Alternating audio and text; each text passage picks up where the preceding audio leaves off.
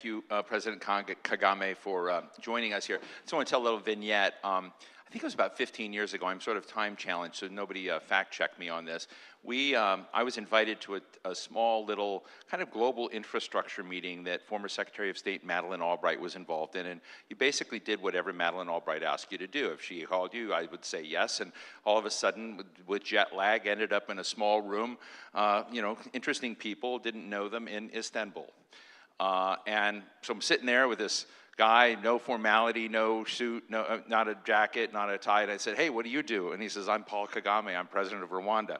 And that, and then we met at Clinton Global. We met. So this was, quite a long time ago, and we've had conversations. But what was really struck me at that moment, so many years ago, when we first talked, was your vision for taking Rwanda out of the nightmares and horrific experience it had, and to writing a different story for Rwanda. So, Mr. President, let me just state, right now you're here for many heads of state of more than 40 different countries in the African continent with the President of the United States. Is this summit going to matter for Rwanda in any specific, tangible way? Well, yes, we are here. We are having a summit, U.S., Africa, getting together. We are here 2014. Did anything come out of that? Well, we had a good meeting. At least we had a good meeting. Even now, I think you're going to have a good meeting. The rest, I think. And you were there then. You're one of the few that were at both. I was there. I was there 2014. Now, this time around, I'm here. We come and participate. We give our views about many things to do with Africa or to do with the relationship with the U.S. And we keep going. Well, I interviewed a woman yesterday. Her name is Arikana Chihombori Kwao. If any of you know, she's the former African Union ambassador to the United States. She's right now in Zimbabwe, and I interviewed her yesterday. And she said that the United States shows incredible disrespect towards Africa, that it did not share an agenda with the African leaders that it had asked for, and that this is more about China than it is about Africa. And I'd just be interested, it's an interesting frame that I think was candid and was a critique of the approach that American policymakers. So what's the tough love that American policymakers and President Biden need to hear about how they deal with African leaders? To begin with, the problem of relationship with China or with the United States is systemic. If you go many years back, when the international institutions were being formed, Africa was not anywhere at the table where many issues were discussed. And from that time, what has always been visible is the assumption that these big countries have to decide everything for themselves and for others, even others without participating or having a say at all. Some people call it, of course, double standards, which I may understand, because there is a lot of saying, do as I say, not as I do. A lot of it goes on, and that's what describes the double standards. So, but with the relationship between Rwanda or Africa and China, or Rwanda and Africa and the US, I think the most important thing is I speak for myself, I speak for Rwanda. I'm sure many Africans would have a lot to say. I don't think we need to be bullied into taking or making choices, choosing between US or China. It's really none of our business. I think we need to have both and others as partners, in as far as they also respect us and understand that we have something to contribute. There is a lot at stake for us. So we can have something to say. We need to have something to say. So whatever is going on between China and the US, and then that being brought to Africa, is something we need to treat carefully ourselves. Minding our business, we have countries to run, we have a continent that should be in this conversation the way it should be. So there is therefore, on our part, at least as far as Rwanda is concerned, to resist being drawn into these big power plays and just associate with anyone who gives the benefit to the country or who listens to you and respects you. And I think that's the way I would prefer we go about the business. When you and I chatted last year, I raised the U.S.-China issue. You said, Steve, U.S.-China are important, et cetera. We can deal with them, but Rwanda has its own story. If you go to an American in Oklahoma, Alabama, anywhere who may not be tuning in right now and said, what do you think about Rwanda? For them, the frame is probably about the genocide. That's what they last know and remember. Others, we see a lot of coverage of you. See, the Paul KAGAME story is one where some people look at you as a liberator, a savior. Other people look at you as a strong man, who wants to keep his job a long time. What is the Rwanda story that you want Americans to know, others from the continent to know? What is the proactive Paul KAGAME agenda that you put on the table? Rwanda is not just a statistic. We are there, we exist. And we have to make sure Rwandans live their lives the way they have chosen to, not being dictated to by anyone. Whatever problems Rwanda has, so do these other countries, big or small, have their own problems. I can't be dealing with my problems and allow you to bring on top of that your own problems. So I have to deal with my problems the way the people of the country have chosen. And of course, mindful of the fact that there is no country that lives on its own or stands alone. It's not an island. We relate with others. We have to relate with others. There's no question about it. We have to listen to other people, what they say about us. And we must tell other people what we think about ourselves and what we want to do for ourselves. So in that interaction, that's where we all benefit. I can't be there. In fact, if you look at even our own history, the many problems the country had, many would attribute that history to external factors. They talk about colonial times and what happened and so on and so forth. For us today, we are not there. We've left that behind us. Mm-hmm. What happened in the past happened. We learned lessons, but we have to look more to the future than to be caught up in the blame game of who did what to us in the past Now we are there.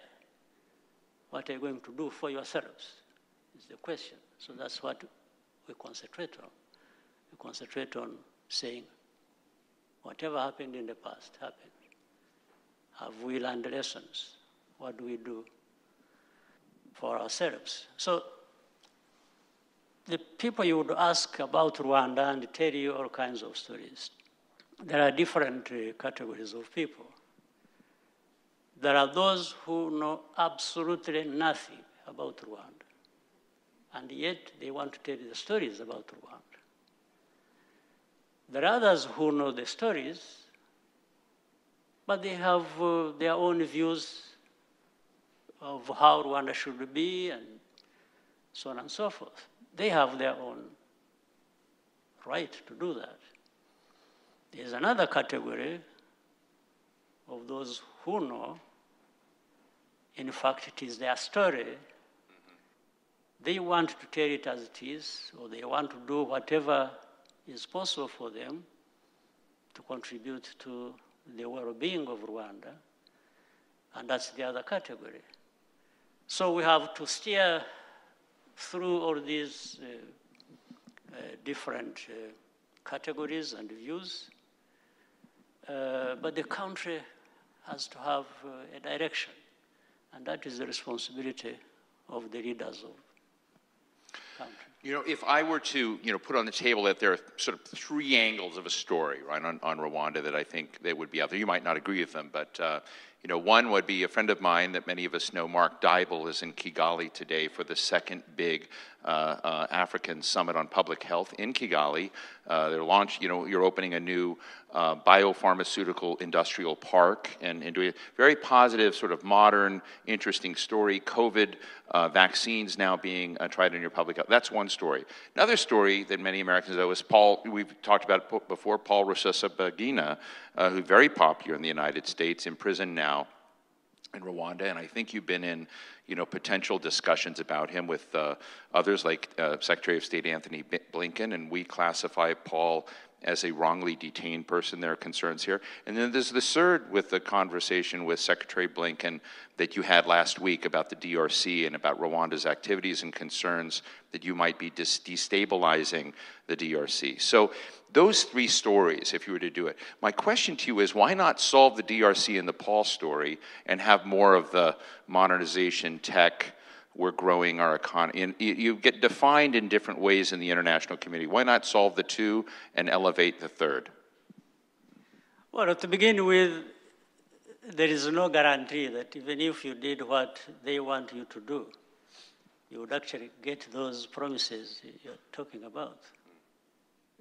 We've been there for, now the country has been moving on for 28 years. How about what happened before actually those stories came up? There wasn't much flowing in that sense that later on was stopped by those stories. So, but that's a different thing. Let me quickly speak to the two programs. The story of Rusesabagina, and in fact it explains now at the beginning what happens with the countries and the relationships and so on. A big country like the United States dealing with Rwanda, a small country somewhere in the middle of Africa. What I was saying, when people just tell you what to do or want to tell you what to do for yourself, comes in this sense. That story of Paul Rusesabagina, the case is very clear. It has gone through the courts of law with the due process. The evidence, the facts about the case were presented in the open. The history of that is also clear. It has been told. Now, there's something wrong here that... And it involved the European courts. Did it involve the European courts? What? With Paul, did it involve the European courts as well? Okay. That would be another big problem if it involved the other courts outside of Rwanda.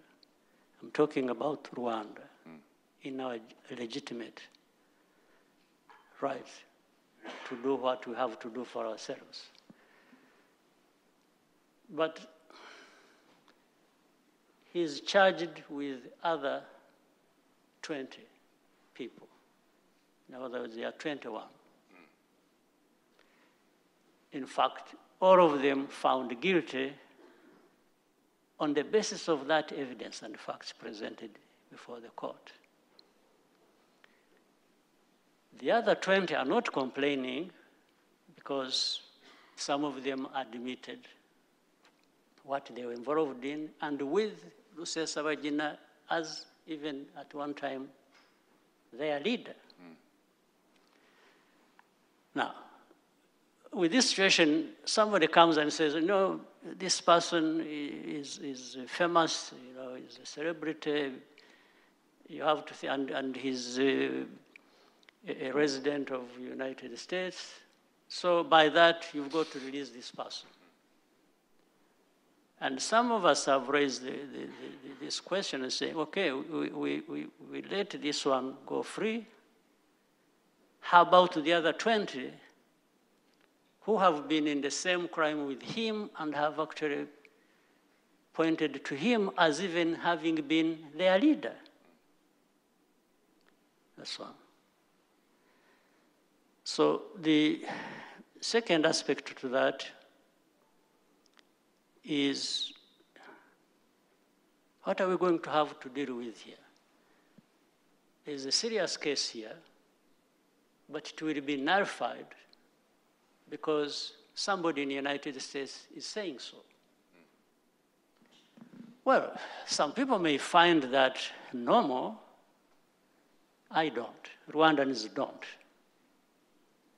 So we might find... So is Blinken's advocacy and determination of him being wrongly detained helping his case or hurting his case?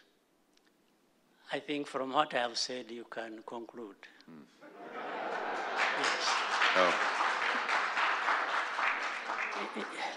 Because we've made it clear there isn't anybody going to come from anywhere to bully us into something to do with our lives, and we accept it. Just finally, is there And maybe make an invasion and overrun the country, you can do that, but...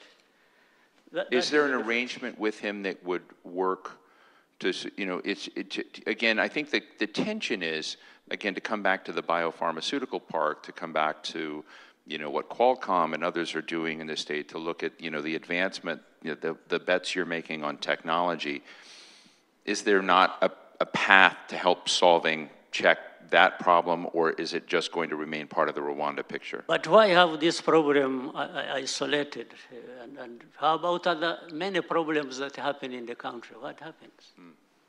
If we are going to be dealing with our problems in this manner, that the one associated with somebody who is powerful will not be held accountable, but the rest will be held accountable. I don't understand it for anything. But let me quickly go to the Congo problem. For Rusesabagina's case, I think it's clearly where it is. People can keep talking about it. I'm not interested in going into a lot of other details here and there, but those also are happening. But what I wanted to tell you was the general frame of mind around this case and how it operates. It doesn't matter, because we can't just make one person so important that they want to be held accountable. And by the way, this is even when the person we are talking about himself provided evidence against himself by saying what he said, and that is on camera, that can't be disputed.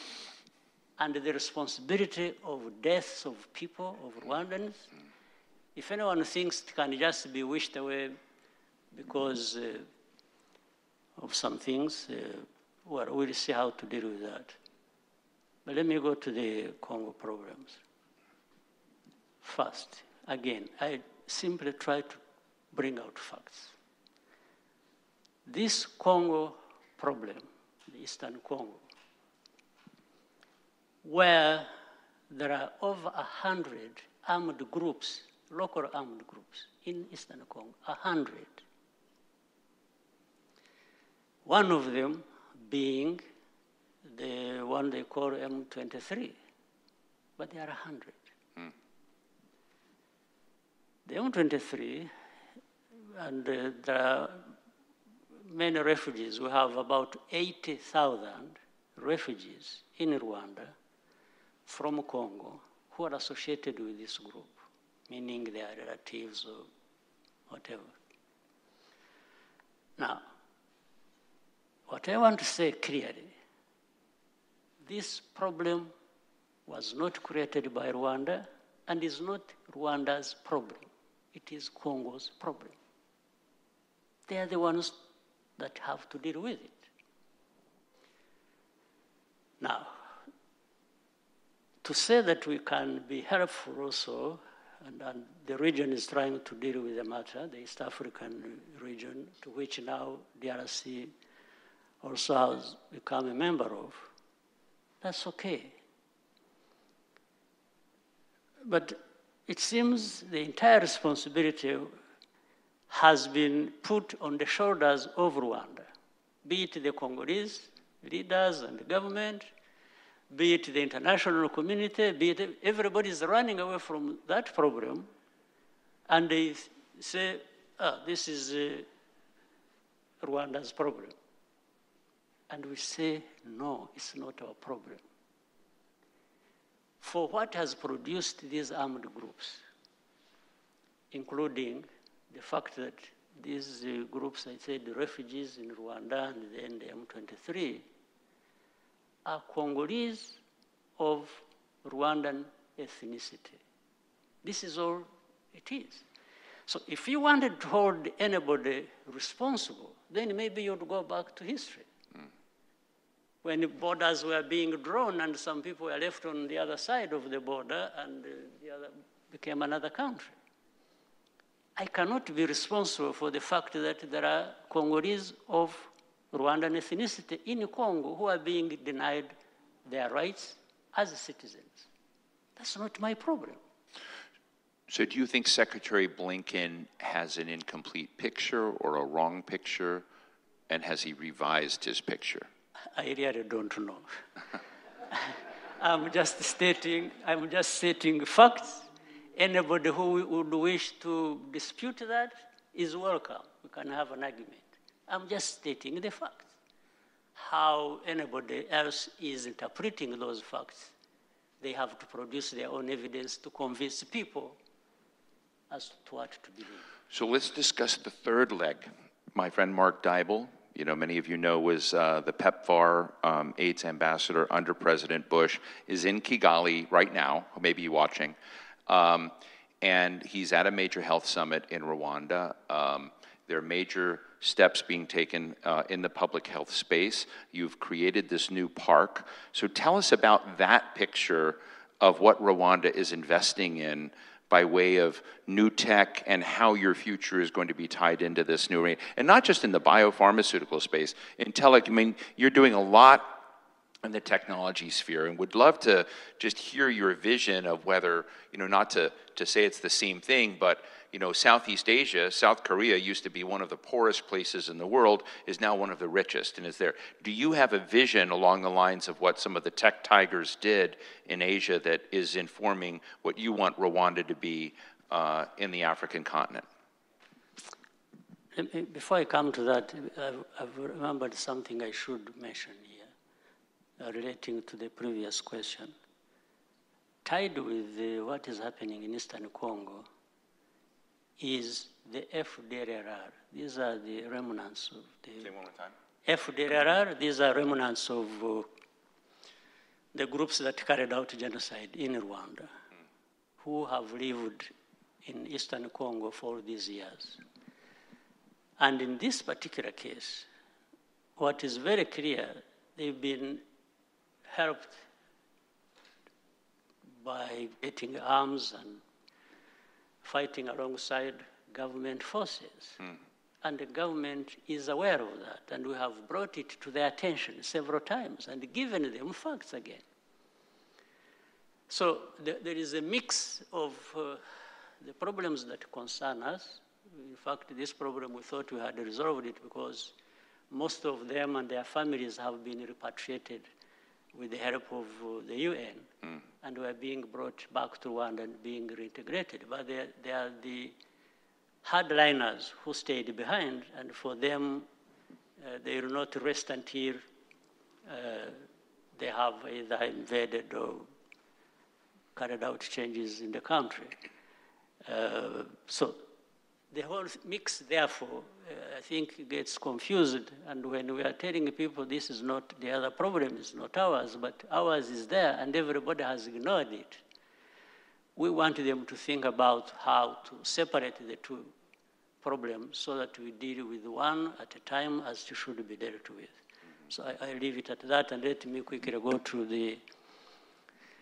We've been, since we had the Vision 2020, which now we are 2 years past, and now we have created another Vision 2050. But in the first... Are you going to still be president in 2050? Well, I just wish, like anyone else here, we live only for so long. So then, so I think about that. But right. So with a plan. That's not really my worry at all. Yeah. If I'm alive, there are many things I can do beyond being president. But if living up to 2050 means I need to be president, maybe I can think about it. So the vision was about education, right, and training of our people to have skills. Second was technology as an enabler for many things to happen. And then infrastructure, and also markets, meaning we prioritized regional integration, and so on and so forth. So that's really how this whole thing came. And Mark Daibo is in Kigali attending a health conference. And around that, as you said, we saw for a fact the last situation of the pandemic during COVID. Most countries in Africa, actually all of them, were very helpless. Even when the vaccines were out there, we were the last to get vaccinated. We couldn't get vaccines. All advanced countries had to first take care of themselves. And how long did it take you to actually get the vaccine in Rwanda to your citizens? Well, it took 9 months. 9 months. Yeah. So we were surviving on just trying to be, careful and following the scientific advice of how we can take care of that. But now I'm saying we've quickly made investments. In Africa, we are going to have an mRNA vaccine made in Rwanda with the help of BioNTech. There are other efforts in Ghana, in Senegal, in South Africa. But this is one of the reasons in advance, we thought about investing heavily in technology, not just BioNTech, but also in other areas. That's why we have in our country coding academies, young people, so that we have also focused on ICT and other things. So technology has become, for us, of course, even when we started, people were saying, how do you think about information and communication technologies, when you need food, you need schools, you need this and that, we said, well, that actually goes alongside all of those other efforts. We don't have to choose, Right. say we invest in agriculture, but not in health or not in technology. So technology has been a priority for us for a long time. Yeah, I want to take a few questions from the audience in a minute, but I've got a few lightning round questions. You know, one, are you having a bilateral meeting with President Biden? Not sure yet. Not sure yet. Do you want one? Why would I come all the way and not maybe have one when there is? President Biden has talked about the African Union with regards to, say, G20, you know, being there. Are there, again, to come back to my discussion with Ambassador Chihombori, she said, look, we're Africa, I'm saying we, but Africa is systemically ignored and treated disrespectfully by much of the rest, by America, by the rest, and we need to fix some structures. We need to fix the UN. I'm speaking for her. Word she used, we need to see an African Union representation on the UN Security Council. We need to be in the leading geoeconomic structures of the world, and we're not there, she said. Just what are your quick views on that? Do you agree with her? Well, I'm glad she said it for us, because if we said it, we would be misunderstood and maybe accompanied by many other things. So I'm glad she said it. What would you tell President Biden if you could share with us if you do get your bilateral? Well, I would say that Africa should not be ignored.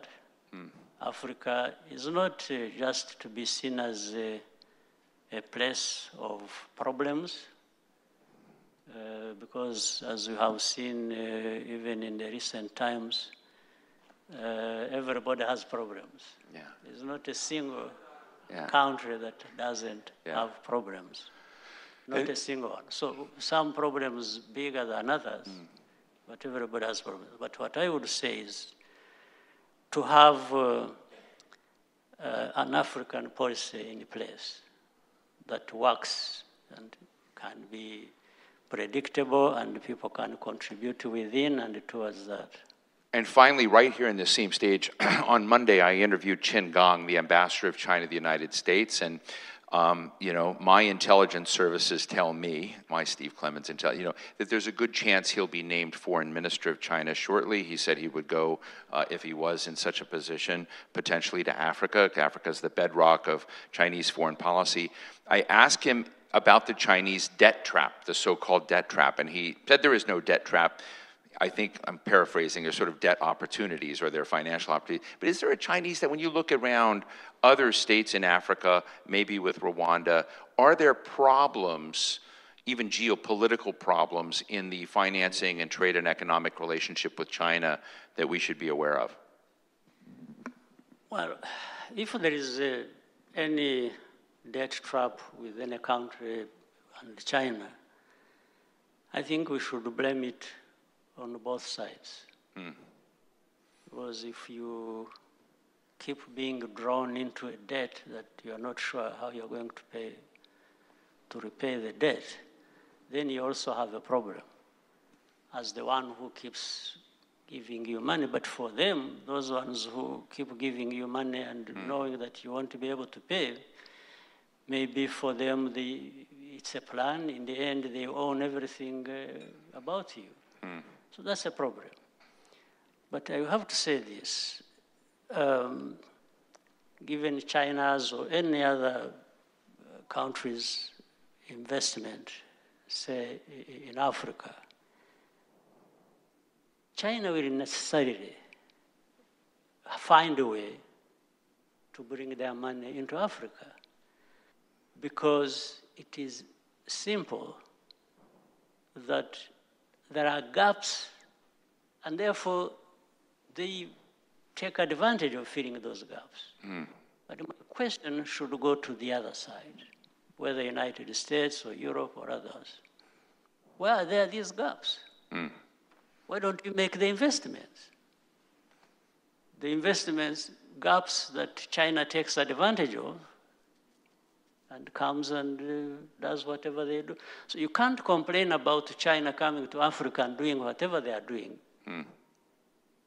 bad or good, and you are there not doing anything about investing yourself in the continent.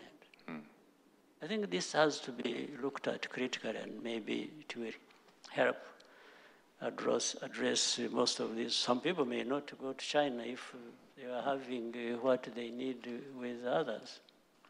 As you know, I'm looking at your communications person, Stephanie, here. I could talk with him for hours, but I know you want me to go to Q&A. So, Alexis, I'm going to go to you first. We have a microphone because we're streaming live. I want to make sure that Alexis is here. We'll go around a little bit.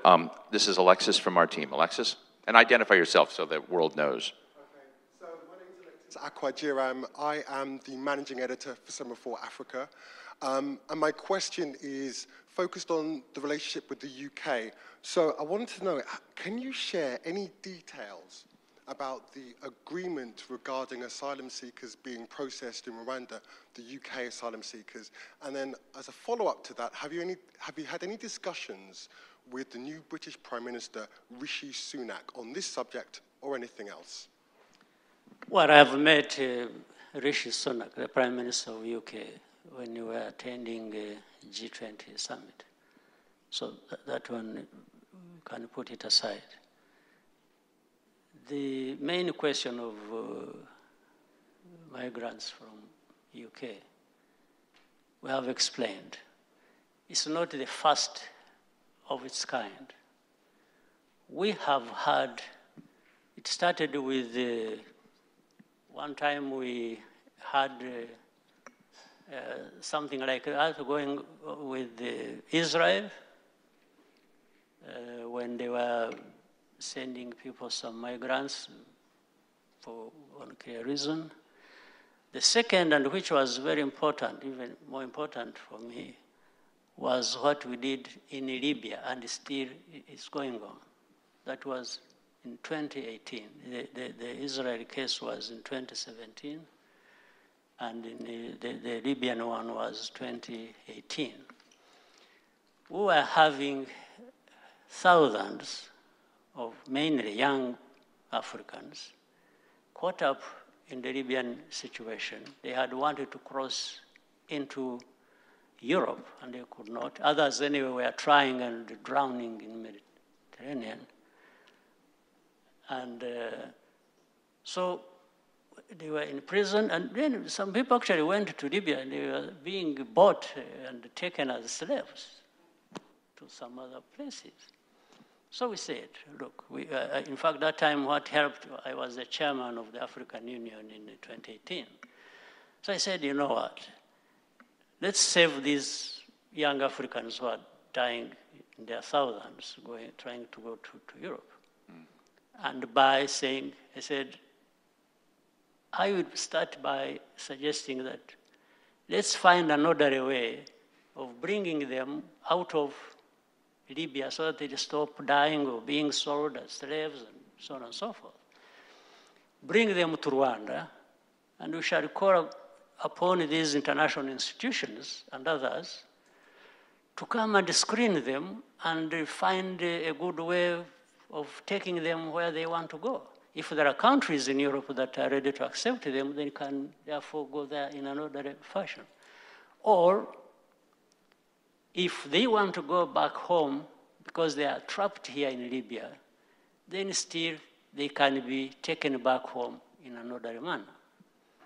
And we even offered that for those who will not find a place in Europe or America or Canada or wherever, and don't want to go home, we shall give them a home in Rwanda. This was the whole thing. So, and this is what really happened that we tried to do, even with the UK. UK is the one that approached us, and they had problems. Mainly, we were convinced by the fact that some of these are illegal migrants, and they have problems with that. And they were saying, so they learned from that process, which we are carrying out for Libya, by the way, which is still going on now. There are many people we have in Rwanda, and they are being processed by the institution is responsible, the international institutions, and some of them have found home in the Scandinavian countries, Canada. I don't know whether the others came here to the US, but I know for sure to the US, those others whom I said were from Congo have been brought here, and that there are about 9,000 who were brought here. So that's really how this operation, or the project we have with UK started. Right. And that's, even now, anyway, it hasn't started in full because I think UK is still having legal issues to sort out, and that's not our problem. When that is sorted out, we shall have them, we can process them, and these people will go wherever they want to go. Thank you. Yes, right here. My name is Emlila Pukuyu Brown. I'm the founder and executive director of the African Youth and Women Empowerment Initiative. President KAGAME, let me first and foremost say it's remarkable what you've done with Rwanda. I'm a survivor of war. I come from the West African country of Liberia, where we had the same tribalism issues as you had in the past. We're a population of a little under 5 million I'd appreciate it because you're fantastic, but short form. We're a population of about 5 million people.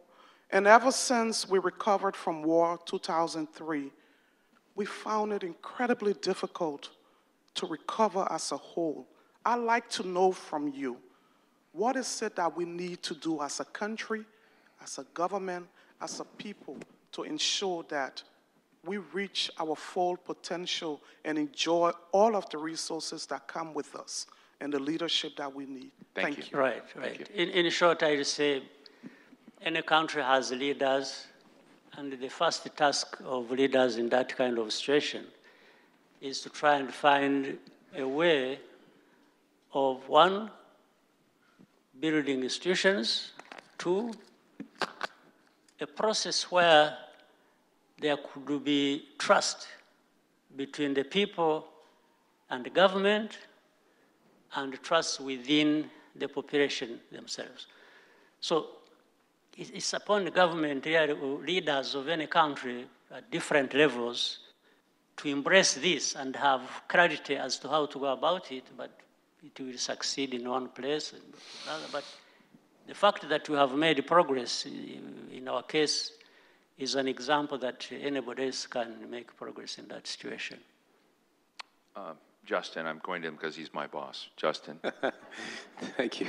Justin Smith, founder, CEO of Semaphore. This event, as you know, is maybe from behind you, is sponsored by 3 American companies, Qualcomm, MasterCard, and Cisco, who are very interested in expanding their presence in Africa. I want to ask you a question, or get your reaction to a comment that I heard in private from one of Africa's leading business leaders, who said, Justin, you know, our hearts are with America, but our brains are with China. I might skip the U.S. Leadership Summit and spend some time in the Gulf where people pay attention to us. What are your thoughts about that? And what are your advice to American companies trying to take on that type of cynicism? Well, unfortunately, I'm not the one to get rid of that cynicism. It's the other ones who, but for sure, on a serious note, I think United States of America needs to think seriously about how to deal with Africa in a very beneficial way in terms of investing and the different investments that could come by private sector, I think would make a big difference. Our task in Africa has been also to prepare the environment to welcome these investments, big or small. It is our task. I think people will not just walk into Africa or Rwanda or any place until there is something that is attracting them. We have to create that attractive environment for that to happen. and we have to speak out and speak up and talk about it and keep demanding so that, but those are the complaints, you know, but the attitude, of course, in between, this was saying, I was saying, I don't know exactly what to make of it. I don't know how we can change the attitude with which people look at Africa, other than trying to prepare the side, Rwanda and Africa, to say, here we are, we want this, we are worth this, you come to us, let's do business. But still it is the other side to make the decision whether that makes sense to them or they would rather go somewhere else. Let me just, I apologize to everybody with questions. I apologize, the President has to go. I've been given the word. I want Semaphore to have a conference like this in Africa. I'd love to do it in Kigali. Would you come speak? Can we do this in? First of all, I give you the invitation to come. Secondly, and I'll make sure. Let me ask you just one fun question, final thing. A lot of people say, Paul Kagame, he's a lot like Lee Kuan Yew of Singapore. He's built all these institutions, et cetera, et cetera. A lot of people who are your detractors say, wow, he's really like Lee Kuan Yew of Singapore. He's not going to be, there are two stories of Lee Kuan Yew. Is there a point where you feel comfortable moving from being president, like, Lee Kuan Yew was prime minister, to he became senior minister, of you becoming president and moving to senior president? And bringing in other... Or even being thereafter just an ordinary senior citizen. I don't mind. Yeah. This being president came to me by accident, actually. When it came, I embraced it, tried to do whatever I could do with it. And then maybe I became a victim of what I was able to do with our people. Otherwise, for me, it's not... somebody else was supposed to be president, but and did for some time. Then people came to me and said, we told you, because I had refused to be president at first. Because I even felt I wasn't prepared. We had just in '94 come out of the war and all this chaos. And I thought I could be doing something else better. But those who I thought qualified better than me came, tried before too long. I think the first time was 6 years. Somebody spent there and ran into problems. And then, so for me, it's really not a big deal. I think I've done what I could as a person, a human being, and I'm happy to leave the stage and go anywhere and just keep looking back and say I made my contribution. Well, I want to say on behalf of everyone that we're grateful that you're willing to have a conversation with us. I'll say I think the risk for the Biden administration and for Washington and the United States right now is that we have a Big Bang conference with Africa and that next week we've forgotten it. I don't think Semaphore is going to do that our conversation, I hope we can continue to have a conversation, candor, back and forth, and I know that our team with Semaphore Africa will continue to be consistently and fairly engaged in Africa. Thank you so much, Mr. President, for joining us. Steve.